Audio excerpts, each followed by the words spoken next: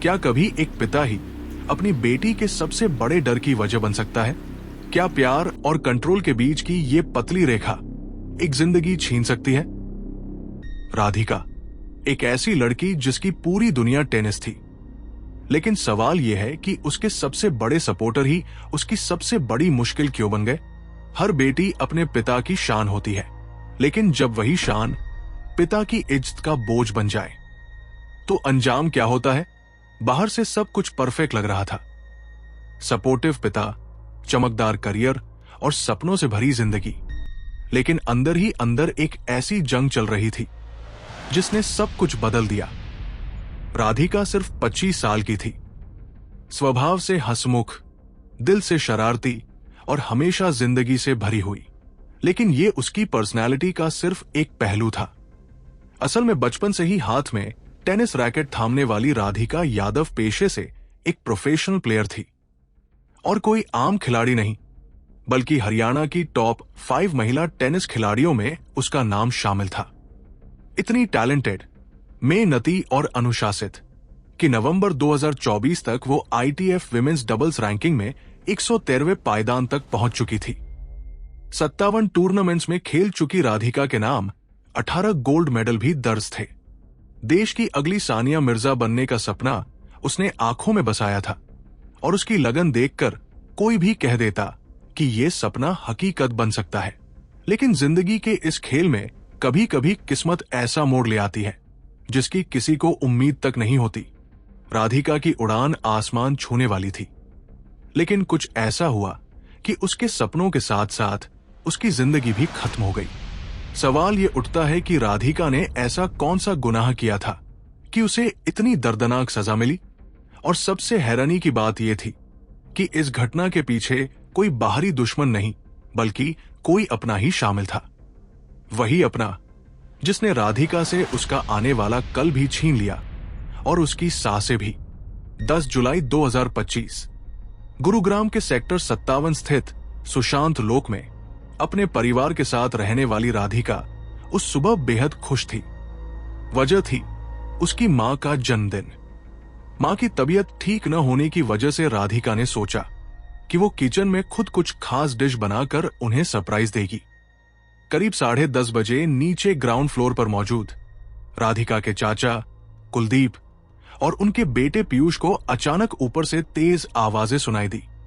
लगातार आती आवाजों से उन्हें लगा कि शायद फर्स्ट फ्लोर पर किचन में प्रेशर कुकर फट गया हो। वे भागते हुए ऊपर पहुंचे, लेकिन जैसे ही किचन का दरवाजा खोला, सामने का नजारा देख उनके पैरों तले जमीन खिसक गई। फर्श पर राधिका खून से लथपथ गिरी पड़ी थी। परिवार तुरंत उसे नजदीकी एशिया मेरिंगो अस्पताल लेकर भागा, लेकिन अफसोस तब तक बहुत देर हो चुकी थी। डॉक्टरों ने उसे मृत घोषित कर दिया। जांच से साफ हुआ कि उसकी मौत किसी हादसे से नहीं, बल्कि गोली लगने से हुई थी। सुबह करीब 11:30 बजे अस्पताल से पुलिस को कॉल गया और इन्वेस्टिगेशन शुरू हुई। एक टीम अस्पताल पहुंची और दूसरी टीम सीधे राधिका के घर। क्राइम सीन यानी किचन से जो सबूत मिले, उनसे साफ था कि गोली वही चलाई गई थी। शुरुआत में घरवाले अनजान बने रहे, लेकिन सख्ती से पूछताछ के बाद राधिका के पिता दीपक यादव ने कबूल कर लिया कि गोली उसी ने चलाई थी। पुलिस के सामने दिए बयान में उसने बताया कि कुछ समय पहले राधिका के कंधे में चोट लगी थी, जिसकी वजह से वो खेल से थोड़ी दूरी बनाए हुए थी और अपनी खुद की एकेडमी चला रही थी। जब वो बाहर जाता था तो लोग ताने कसते थे कि वो बेटी की कमाई खा रहा है।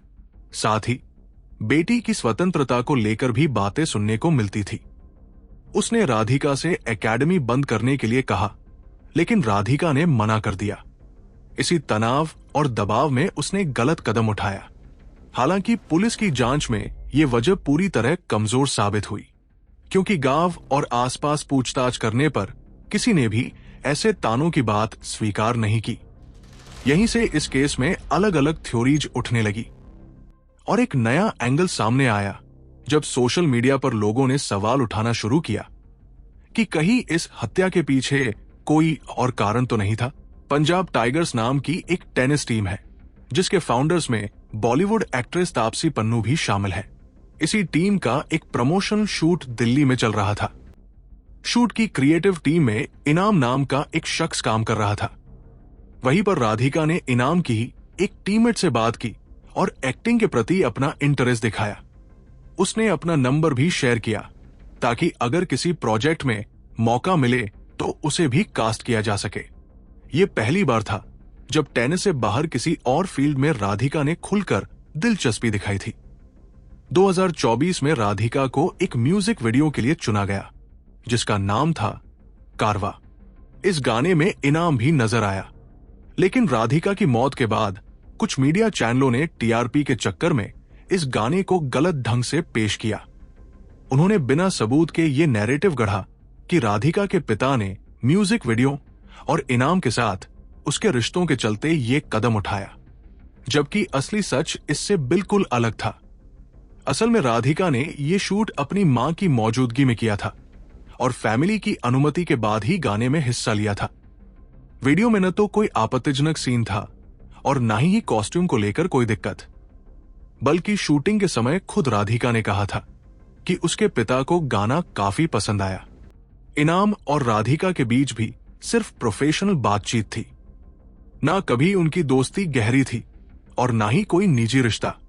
शूट खत्म होने के बाद राधिका ने अपना इंस्टाग्राम अकाउंट बंद कर दिया था। इसी वजह से गाने के प्रमोशन और फाइनल कट के लिए इनाम ने उसे व्हाट्सएप पर मैसेज किया।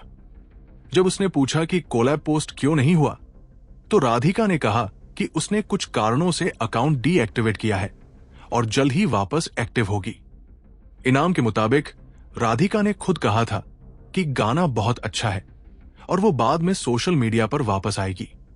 अब भले ही कुछ लोग इस कहानी को अलग नजरिए से पेश करने की कोशिश करें, लेकिन पुलिस जांच में कभी कोई ऐसा सबूत सामने नहीं आया जिसने राधिका और इनाम के बीच किसी अफेयर वाली बात को सही साबित किया हो।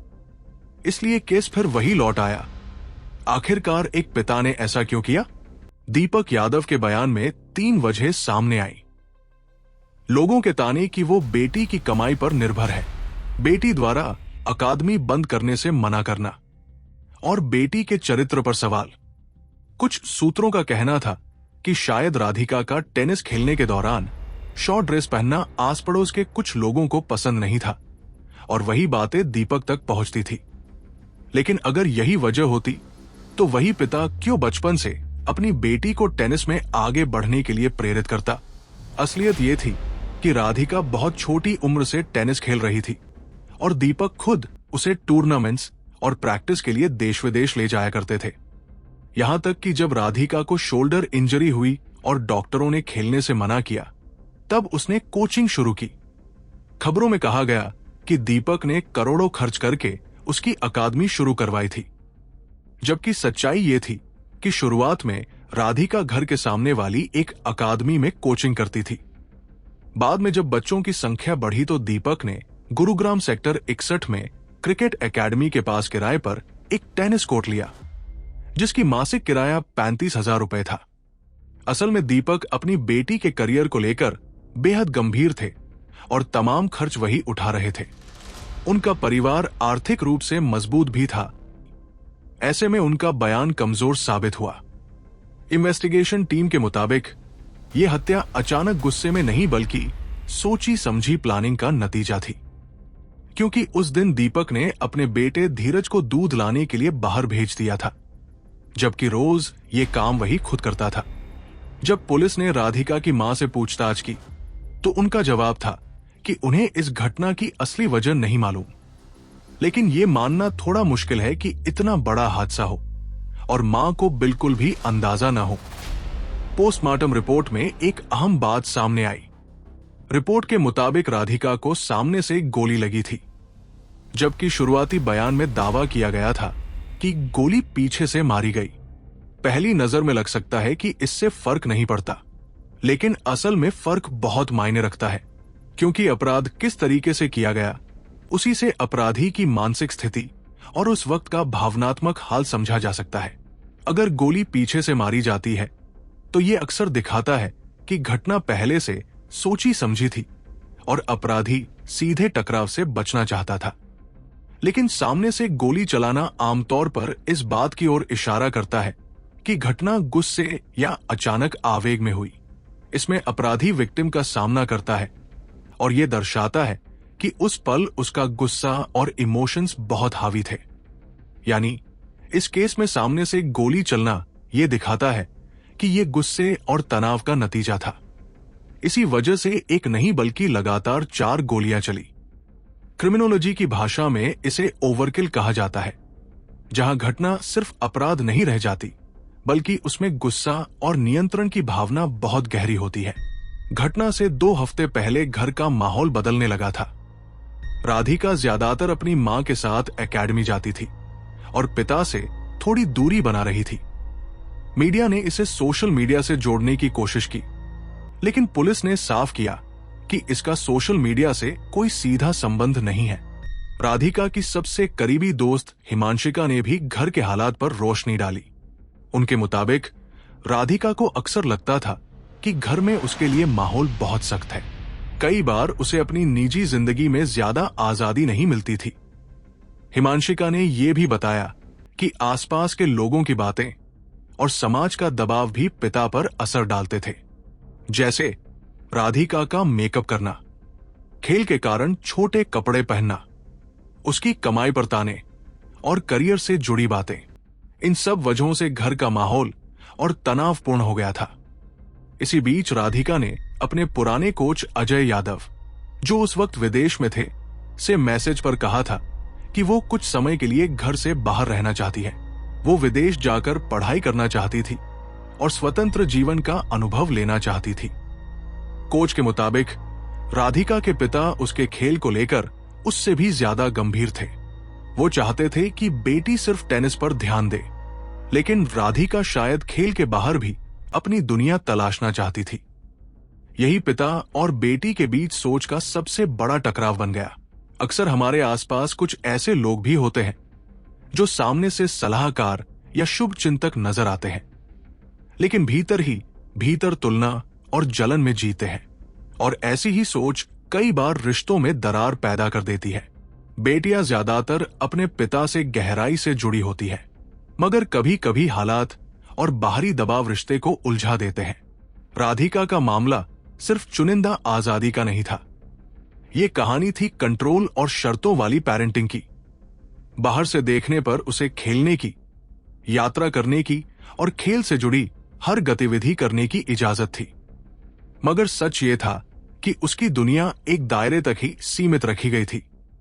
ये पेरेंटिंग एक तरह से प्रोजेक्ट जैसी थी, जहां बच्चे को उतनी ही स्पेस थी जितनी परिवार की महत्वाकांक्षाओं को पूरा करने के लिए जरूरी थी। और जैसे ही बच्चा उस तय दायरे से बाहर निकलने की सोचता, वहीं से टकराव शुरू हो जाता। राधिका अपने पिता के लिए बेटी से बढ़कर एक सपना थी, एक ऐसी उम्मीद जिसमें उन्होंने समय, मेहनत और संसाधन लगाए थे। लेकिन इसी जुनून में शायद ये भूल गए कि बच्चा सिर्फ करियर बनाने की मशीन नहीं होता, उसकी भी अपनी भावनाएं और इच्छाएं होती है। राधिका का रोजमर्रा का जीवन स्कूल, प्रैक्टिस और टूर्नामेंट्स तक सीमित था। बाहर से ये सहयोग जैसा दिखता था, लेकिन भीतर ये लगातार निगरानी और दबाव था। यही वजह थी कि उसने अपनी घुटन दोस्तों और कोच को भेजे गए संदेशों में जाहिर की। उसे खिलाड़ी बनने की इजाजत थी, लेकिन एक स्वतंत्र इंसान की तरह अपनी पहचान बनाने की आजादी नहीं। मगर यहां मकसद माता पिता को दोषी और बच्चों को पीड़ित दिखाना नहीं है। असल सवाल यह है कि सच्ची आजादी क्या है।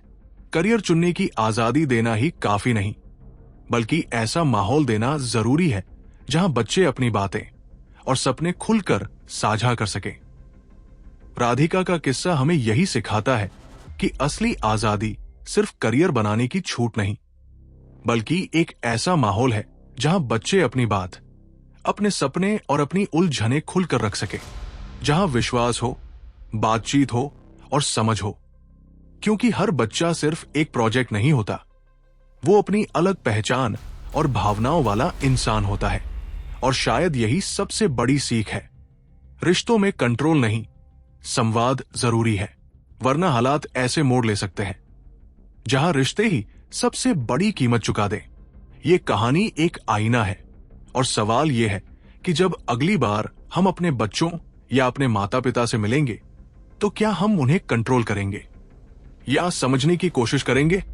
दोस्तों, राधिका की यह कहानी सिर्फ एक केस नहीं बल्कि एक सच्चाई है कि रिश्तों में समझ और संवाद कितना जरूरी है।